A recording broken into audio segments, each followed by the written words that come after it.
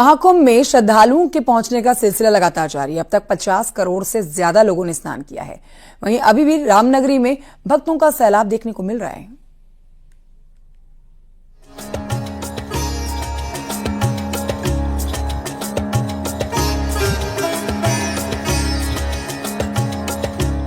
प्रयागराज महाकुंभ में 13 जनवरी से शुरू हुई भीड़ 50 करोड़ तक पहुंच गई है।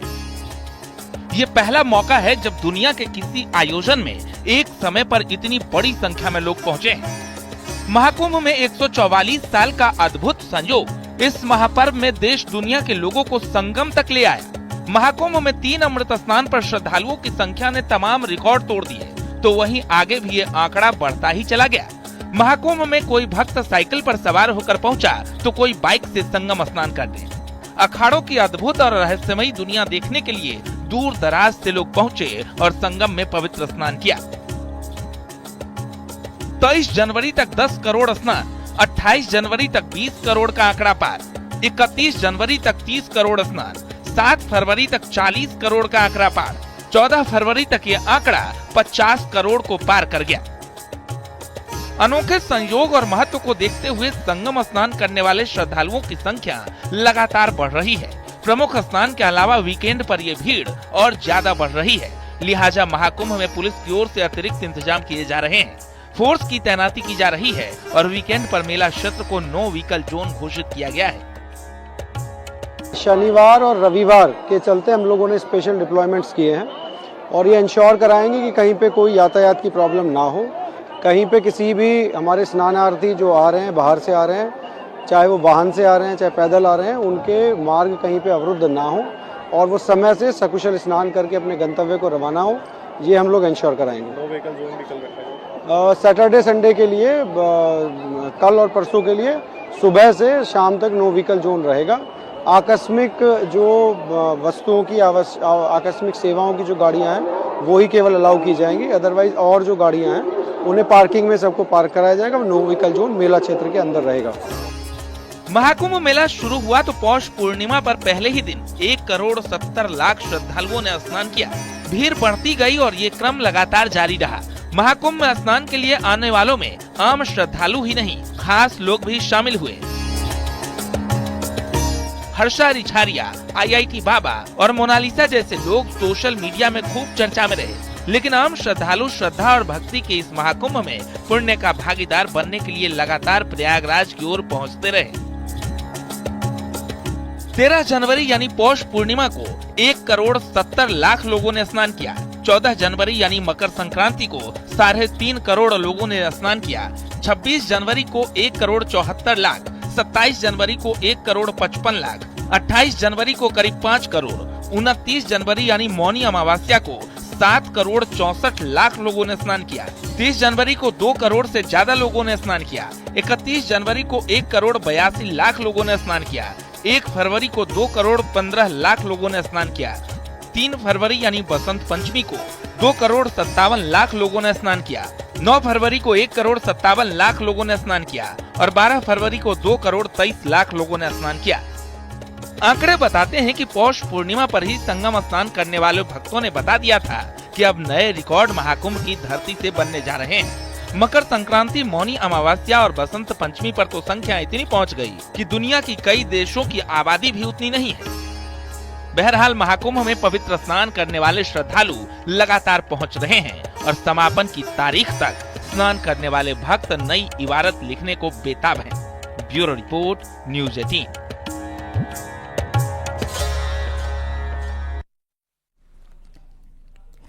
महाकुंभ में श्रद्धालुओं की भीड़ लगातार दिखाई दे रही है। महाकुंभ में न सिर्फ सुरक्षा के कड़े इंतजाम है, बल्कि व्यवस्था भी चाक चौबंद है। कुंभ के अद्भुत रंगों पर यह रिपोर्ट देखिए।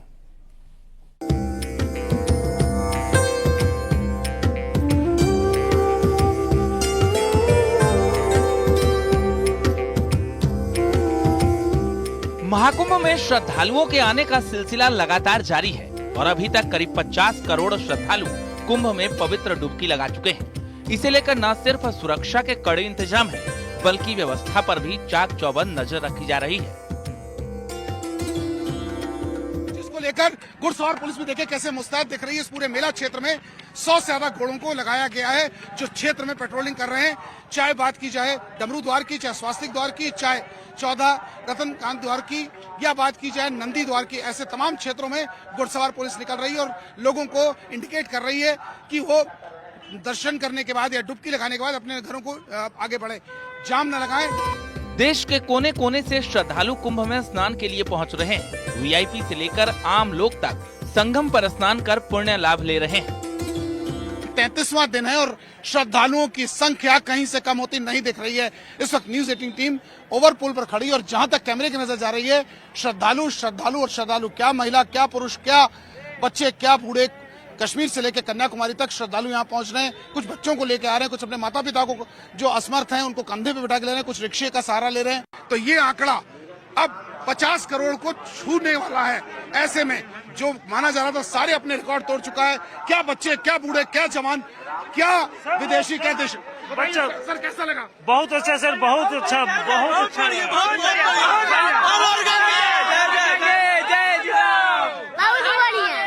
लगा क्या बढ़िया लगा? मजा आ गया। सर बिहार से कैसा लगा? बिहार से आरा जिला।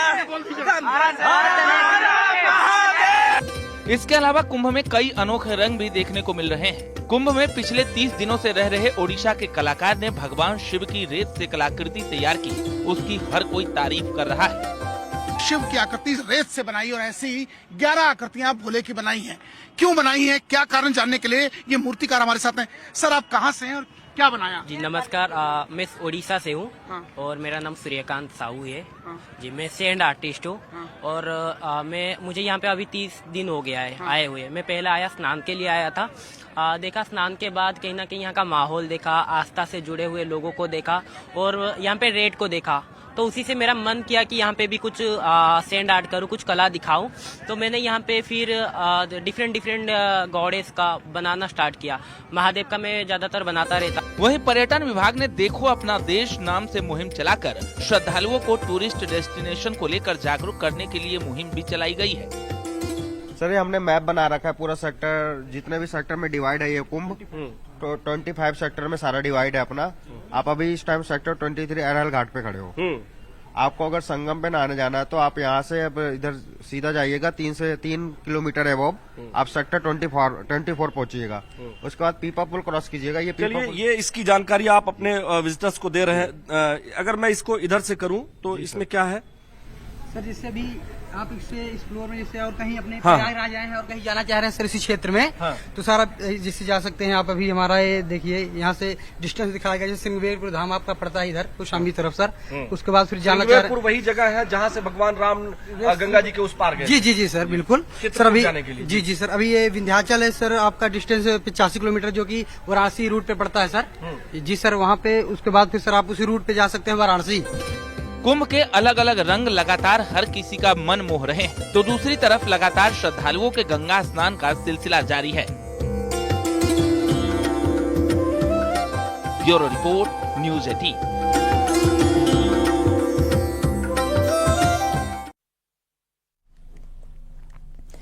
प्रयागराज महाकुंभ में किन्नर अखाड़े की ओर से छावनी प्रवेश किया गया। जब ये प्रवेश हुआ उस वक्त तो सब सामान्य था, लेकिन कुछ ही दिनों के भीतर विवादों का नाता किन्नर अखाड़े से जुड़ गया। कभी अखाड़े की गद्दी का विवाद, तो कभी ममता कुलकर्णी को महामंडलेश्वर बनाने का विवाद। अब कल्याणी गिरी पर हमला हुआ है। किन्नर अखाड़े के विवादों से जुड़ी ये स्पेशल स्टोरी आपको दिखाते हैं।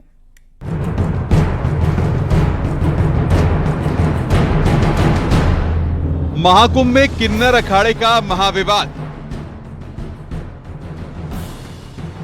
कभी गद्दी की लड़ाई तो कभी वर्चस्व की जंग।